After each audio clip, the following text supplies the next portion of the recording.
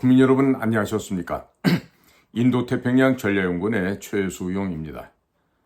최근 들어 그 앵글로색슨족들이 중심을 해서 이루고 있는 영국, 미국, 캐나다 이런 영연방 제국에서 벌어지고 있는 심상치 않은 동향이 하나씩 포착이 되고 있습니다. 특히나 영국이라고 하는 곳에서 지금 갑자기 이 영국의 수낙 총리가 비가 줄줄 내리는 날, 지금 5월 22일에 깜짝 발표를 했는데 바로 지금 총선을 7월 4일로 앞당겨서 하겠다는 얘기입니다. 과거 2차 대전 때 윈스턴 처칠경이 전시 내각을 준비라고 했던 것처럼 이 모종의 이렇게 영국에서 총선을 지금 가을에 실시하는 걸로 예정이 되어 있었는데 갑자기 7월 4일 날 불과 이제 한 석 달밖에 안 남았습니다. 석 달도 채 안 남을 수가 있죠. 6월, 7월. 그러네요. 이제 실제로 보면 날짜로 치면 60일도 안 남았습니다. 자, 이런 일들이 과연 왜 일어날지. 그리고 영국에서 정치인들의 임기란 것이 통상 5년인데 보수당이 승리로 끝난 지난 마지막 선거가 2019년 12월에 치러졌기 때문에 내년 1월까지만 치러도 되는 이 총선을 왜 이렇게 반년 정도를 앞당겨서 하려고 그럴까요? 자, 지금 현재 영국에는 전국적으로 650개 선거구가 있고 각 선거구의 유권자들은 앞으로 하원에서 지역을 대표하는 의원을 한 명씩 선출을 하게 될 것입니다. 영국에서 나오는 분석을 보면 경제가 좋지가 않고 여러 가지 악재가 많이 있기 때문에 총선이 늦어지면 여론이 더욱더 악화될 것을 우려해서 조기 총선을 결정했다. 이런 이야기들이 배경으로 나옵니다. 그런데 2차 세계대전 이전에도 조기 총선을 치른 바가 있었기 때문에 지금 현재 제3차 세계대전을 준비하는 것이 아닌가 하는 의구심이 들고 있습니다. 이것은 지금 미국 쪽에서도 우크라이나를 적극적으로 더 도와야 된다. 그리고 유럽에서도 나토 쪽에서도 우크라이나를 도와서 러시아를 격침해야 된다. 이런 얘기들이 오고 가고 있고요. 그리고 실질적으로 미국과 러시아 간의 실질적인 전쟁이 더 확정이 되면은 이번에 어떤 일이 있냐면요. 선거를 치를 수가 없게도 됩니다. 어디서? 미국에서 그렇다는 얘기입니다. 그렇게 되면은 자연스럽게 바이든 민주당 정권이 4년 더 하게 됩니다. 왜? 전쟁을 빌미로 해서라는 거죠.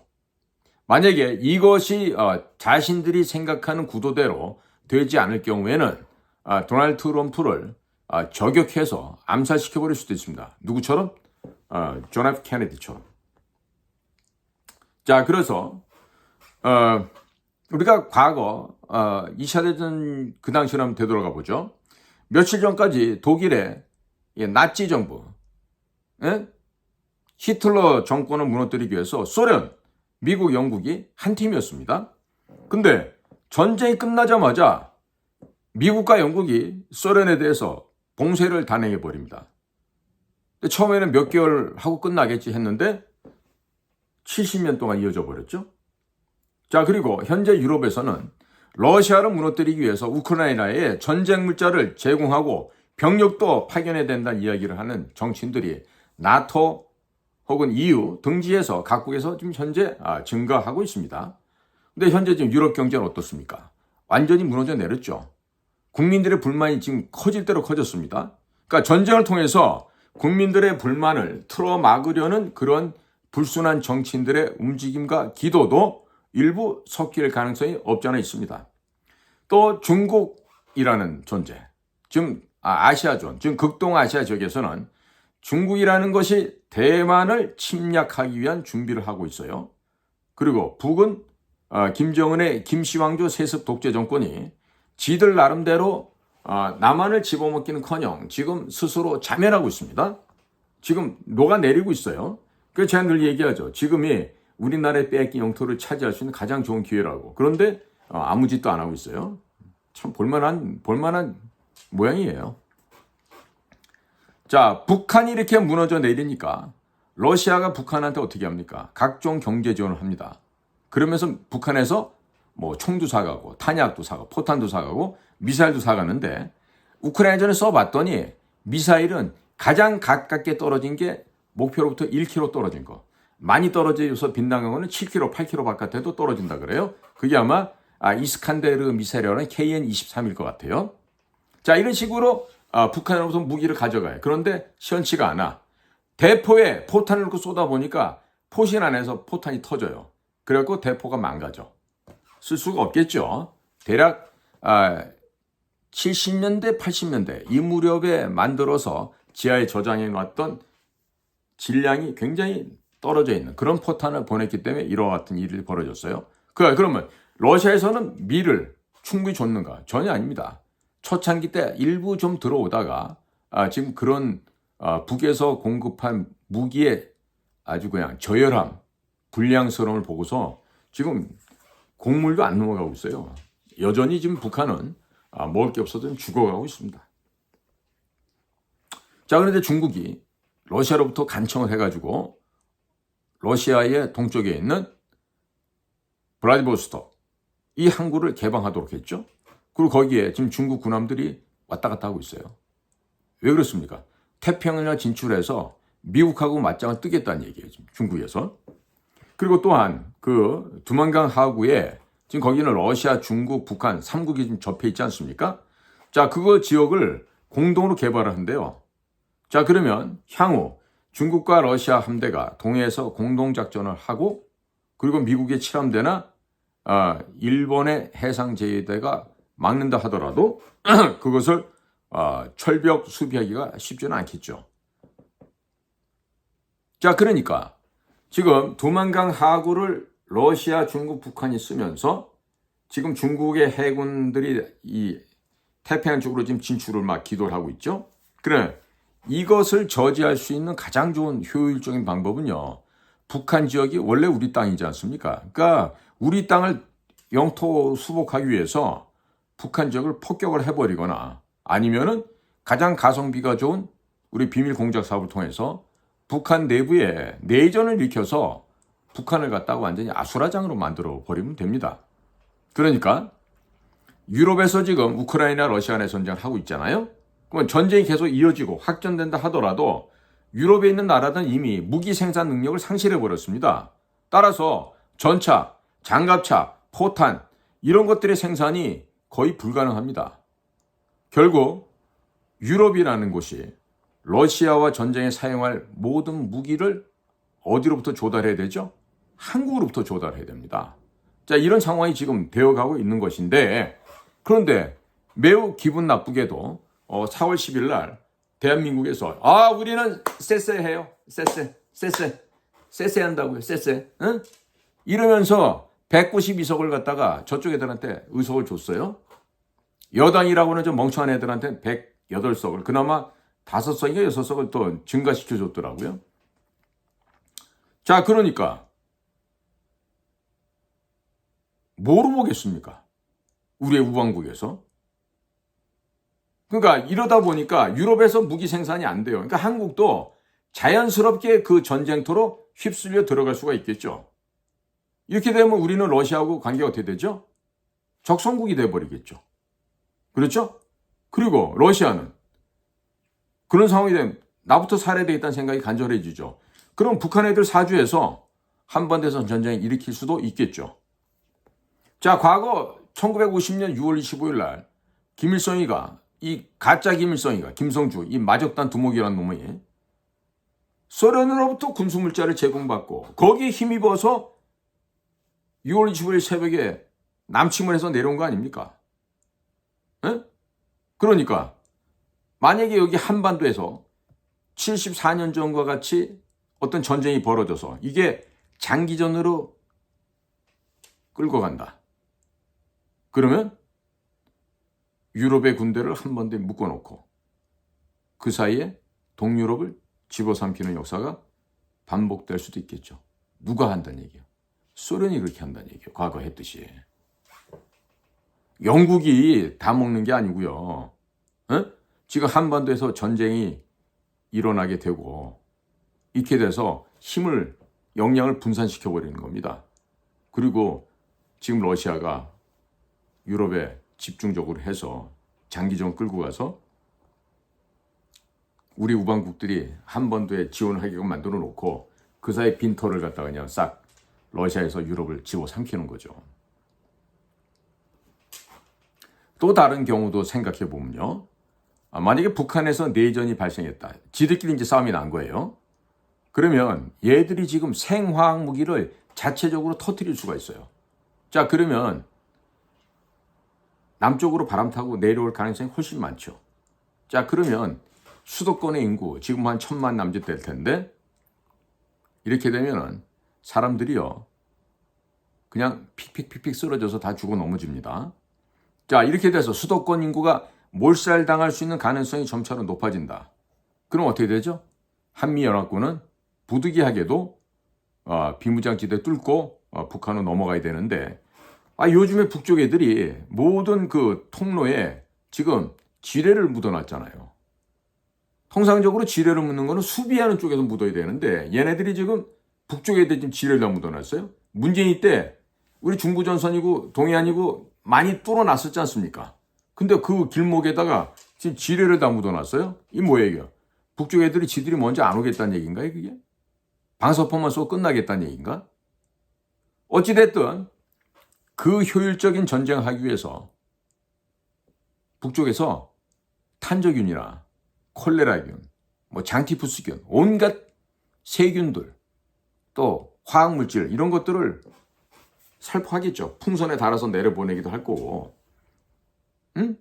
그러면 대량 살상, 제노사이드가 지금 대한민국에서 벌어지게 된다고요. 그런데다가 지금 여기 북쪽에서 보낸 공작원들, 중국 공작원들 많이 와 있죠, 한국에. 그러면 북쪽 애들 의도적으로 잊어버렸다고 하면서 생화학 무기를 보내죠. 그리고 그거를 국내에 암약하고 있는 종북 주사파 혹은 국내 거주하고 있는 중국인들에게 이걸 뿌려서 야, 너네들 한국 곳곳에 다니면서 이거 좀 뿌려. 이렇게 되면 대한민국이 완전히 생물 화학 무기로 범벅이 돼서 인구의 한 4분의 3이 짧은 시간 내에 없어질 수도 있어요. 자, 그런데 이렇게 지금 숨가쁘고 위험한 상황인데 현 정부는요, 국정원장이란 그 자리에 소위 데스크에서 데스크웍만 하고 꽃길만 걸고 양탄자 깔린 카페트 길만 걸어왔던 서울대학교 출신의 외교관들을 그 자리에 앉혔어요. 이게 뭐냐? 국정원은 있으나마나한 조직으로 좀 만들겠다는 얘기예요. 국정원 무력화 작업에 지금 이전 문재인 때보다 더 심해졌다는 얘기예요. 그러니까 보고도 안 받겠대. 국정원 정치에 개입하지 말래. 왜? 검사들이 다 할 수 있으니까. 가능한 얘기예요, 그게. 검사 자식들이 뭘 할 줄 알아, 걔들이. 걔네들이 수사해? 밑에 있는 조사관, 수사관들이 떠오면 어디 마치나 보자. 이게 쓴가, 짠가, 단가 하면서 에헴 하고 앉아서 건방 떨고 시건방 떠는 애들이 검사 아니에요. 현장을 알겠냐고, 그런 놈들이. 응? 거기다 지금 경찰청장은 중국의 사회과학원에서 학위를 받고 왔대. 뭐 할 게 없어가지고 중국 가가지고 법학 석사 학위를 중국 사회과학원 가서 받아요? 중국 사회과학원이 뭐 하는데요? 학문 연구도 하지만 실제로 뭐예요? 공작원들 양성기관 아닙니까? 해외 보낼 공작원들 거기서 키우는 데 아니에요. 그러면서 이런 자가, 윤희근이라는 자가 경찰청장이 되고 나니까 그동안 뭐 했어요? 전국의 정보경찰, 보안경찰 대대적으로 축소했죠? 문재인 때 축소해놓은 거 원상복구도 안 시키고 있어. 그럼 뭐야? 똑같은 사춘지간이라는 거 아니에요? 응? 그리고 이런 경찰 조직 전체를 지휘, 통제, 감독해야 될 사람이 누구야? 행안부 장관 아니에요? 이상민이. 윤통의 충안고등학교 후배자, 서울법대 후배라고 하는데 이 친구 지금 어디서 뭘 하고 있는지 알 수가 없어요. 어? 나라가 지금 이렇게 위기 상황이 되어가고 있는데 행안부 장관 어디 가서 뭐 하고 있어요? 더 기가 막힌 건 윤 정부 들어서고 나니까 군인들에 대한 연금 지급이 55세에서 65세로 늘린다고 했어요. 그러니까 부사관들, 장교들 야, 더 있을 거 없다. 가자. 대거 군을 떠났습니다. 병사들한테는 200만 원 준다고 공수표 남발해놓고 안 해. 그리고 이거마저도 지금 직업군인들, 부사관 장교들 그 사람들 수당을 깎아갖고 병사들한테 좀 나눠준 모양인데, 이러면 군대 핵심인 장교와 부사관들이 다 떠나가죠. 그럼 예를 들면 58에 어떻게 그래도 한 30년 했어. 근데 연금 받으려면 65세가 돼야 돼. 7년을 더 기다려야 돼. 그러면 그 사이에 죽을 수도 있잖아. 열받아갖고. 화병 나서. 그러면 어쩌다 마누라가 있으면 나머지 60인가 70% 받겠지만 마누라도 없어. 그러면 그냥 다 도라미 탑을 되죠. 응? 거기다가 지금 인구가 막 줄어들잖아요. 한 명은 고사 0.72인가 뭐 73인가 뭐 그렇다며. 그런데 의대 정원을 2,000명 늘린대. 의대 의사만 늘리면 돼요? 의사 늘리면 간호사, 간호보조사, 다른 기술 인력도 늘려야 되죠? 그런 다음에 이게 뭐랑 연동이 돼 있어요? 그렇죠. 건강보험과 딱 함수관계로 연동이 돼 있죠. 의사가 늘어난다는 얘기는 국민 여러분들 한 사람 한 사람이 건강보험에 납부해야 될 돈이 많아진다는 얘기예요. 그만큼 건강보험이 갉아먹힌다는 얘기예요. 이런 것도 생각 못해요? 자, 그러면서 지금 의사들은 반발하고 제 주변에 의대를 나온 젊은 아이들이 지금 학교를 안 가요. 자, 2년, 4년 해서 6년 마친 애들 이제 인턴 해야 될 텐데 거의 한 놈도 안 가. 이런 희한한 일이 벌어요. 재학생들도 학교 안 가. 수업이 없다고. 의료 시스템이 붕괴돼. 이러고 병원이 적자나잖아요? 그럼 그 병원들 다 어떻게 됩니까? 신한은행에서, 우리은행에서 돈 꿔줄 것 같아? 안 해줘요. 수출입은행이나 한국산업은행 이런 데서 돈 꿔주겠지. 그러면 병원이 전부 다 어떻게 되지? 국가에 예속되죠. 국가에 예속된 좀비가 되는 거죠. 의료인들이. 이제 뭐 AI 때문에 뭐 판사 변호사도 뭐 호시절 끝났지만 이거 뭐 의료 개혁 30년 묵은 수건 이거 한답시고 해서 의료 시스템 붕괴되잖아요. 의사들 아마 전부 다 쪽박 차리게 될 거예요. 근데 진짜 전쟁에 될 상대는 누구예요? 범죄인들하고 해야 되는 거 아니에요? 누구야? 문재인, 이재명, 조국, 뭐 굳이 덧는다면 준떡이. 응? 근데 그런 범죄자들, 범죄 그룹들하고는 전쟁을 해서 격파를 해야 되는데 뭐 했죠? 해라는 건 안 하고 마땅히 할 일은 못 하고 그러고 의사들하고 왜 전면전 선포하고 이 난리예요? 그거 주장하고 주동했던 서울대학교 보건대학원장 뭐 김윤희라는 애는 지금 민주당 비례대표 국회의원 됐다며. 참. 그러니까 한 집안이라는 거 아니야 다. 좌파. 자유파가 어디가 있어. 그런데 이 한심한 자유파는 아직도 지가 멍청하게 보수파라 그러면서 졌다고 한심 가슴을 두들기고 있어. 될 일이냐고 그렇게 해서 국민 여러분. 응? 자, 지금도 2,000명 안 늘려도 한 3,400여 명 나오죠. 의사가 해마다. 정원을 2,000명 늘린대. 그러면 간호사, 간호조무사, 의료산업계 현장 같이 일하던 그런 종사자들도 함께 늘어나야 되죠. 해마다 2만 명, 3만 명 이렇게 막 많은 숫자들이 의료산업에 투입이 돼야 되겠군요. 자, 작년에 신생아 몇 명 태어났죠? 23만여 명. 응? 그런데 인구의 10%에 해당하는 인력을 의료산업계에만 몰입해서 거기만 적극 투자하고 지지한다? 그러면 AI 산업은 누가 합니까? 반도체 누가 만들고 자동차, 비행기, 선박 이 누가 만들어요? 그러면 각 대학, 공과대학에 해양조선학과, 컴퓨터공학과, 뭐 기계공학과, 제어계측공학과, 전자공학과 이런 거 없어도 된다는 얘기요? 무슨 살림을 이렇다는 식으로 하는 데가 어디가 있어요 지금? 자, 지금 모든 산업이 지금 특히 건설 산업 같은 거 지금 완전히 끝나가고 있어요. 건설 산업 지금 그것 때문에 지금 한국 경제가 지금 문재인 때 쌓아놨던 적폐가 드디어 본격화되면서 지금 건설 산업도 지금 무너지고 있다고요. 그런데다가 가장 자유우파의 그룹인 의사들을 머리가 아주 그냥 혈압이 오르게 했어.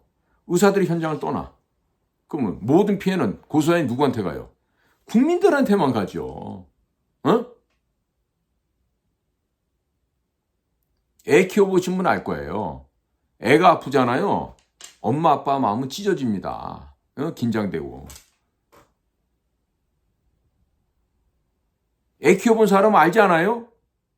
아이들 아팠을 때 마음이 어떻게 될지? 그런데 이런 식으로 해가지고 뭐 소아과 얘기하고 산부인과 얘기합니다만은 그런다고 해서 해결된 문제가 아니죠. 어? 자, 이런 식으로 좌익 진영의 좌파의 진영 논리로 의사 증원을 2,000명씩 늘려? 그리고 고집을 부려? 어떻게 되나 보자고. 앞으로 10년, 20년 후에 이 나라 의료계가 어떤 식으로 벌써 지금 파괴돼서 지금 엉망이 돼가고 있잖아요. 도대체 대통령이란 사람은 국민을 위한 대통령 아닌가요? 나와 내 가족을 위한 대통령입니까? 응? 아무리 좋은 정책을 전개한다 하더라도 미처 생각지 못한 그늘진 부분에서는 피해자가 생길 수 있습니다. 그런데 국가의 모든 시스템, 특히나 이 건강보험, 이 돈 문제예요. 이걸 근본적으로 바꿔야 하는 이 의료 정책을 의료 전문가도 아닌 비전문가인 대통령께서 자기 마음대로 밀어붙이고 나면 20년 후에, 30년 후에 그 피해는 누구한테 가죠? 고스란히 국민들의 몫으로 돌아가죠. 1994년도에 북한 애들이 비확산 조약을 탈퇴하고 핵무기 만들다가 껍적거릴 때 그때 영변이고 뭐 길주고 풍계리고 다 그냥 갈아버렸으면 지금 핵 문제를 신경 쓸 일이 없어요. 근데 멍청한 돌멩이보다도 더 낮은 수준의 김영삼이가 그때 무슨 얘기를 했어요. 우리 민족끼리 얼어 죽을 우리 민족끼리 전쟁하면 안 된다고. 걔 좌파들이 뭘 맡으면 꼭 이런 식으로 나라가 망가진다니까요. 만약에 의과대학의 정원이 필요하잖아요. 그러면 사회적으로 합의를 해야죠. 그리고 실질적으로 현장에서 얼만큼 필요한지 정확하게 실사를 해야죠. 점진적으로 늘려가면 될 거 아니에요. 응? 김대중이가 하려다 못했던 공공의대 정책, 문재인도 하다가 실패했던 공공의대 정책, 이거 왜 하려고 그러는 거죠? 도대체 족보가 같아서 그래요? 아니면 사촌지간이라서 그래요?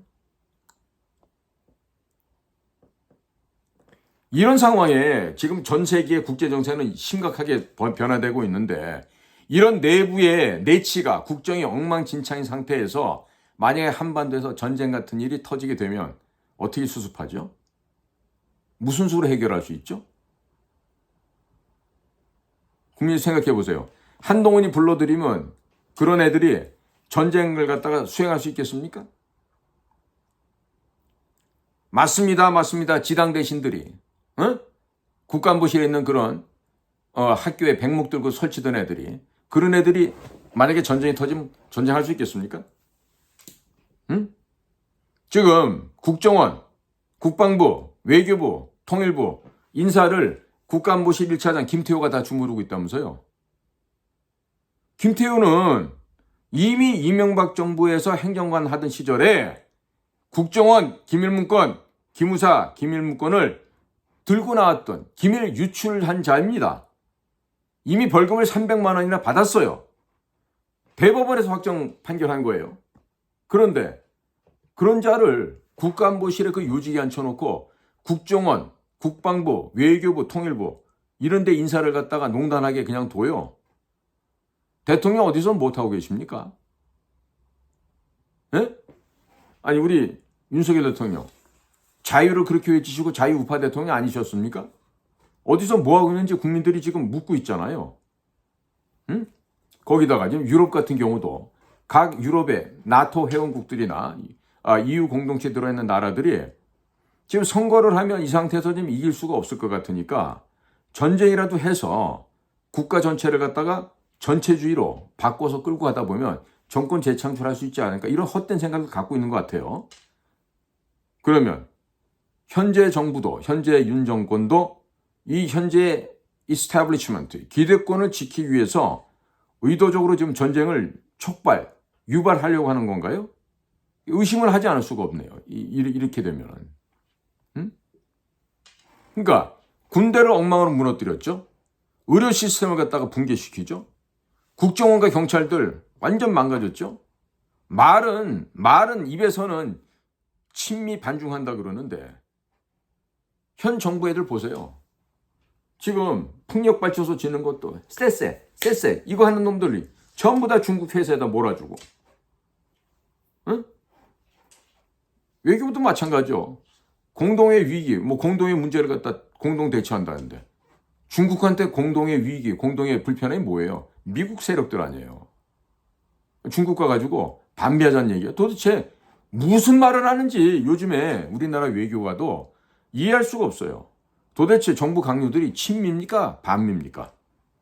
응?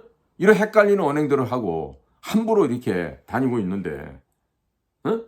이미 국민의힘은 2009년도에 중국 공산당한테 점령당했죠. 업무 협약 맺고.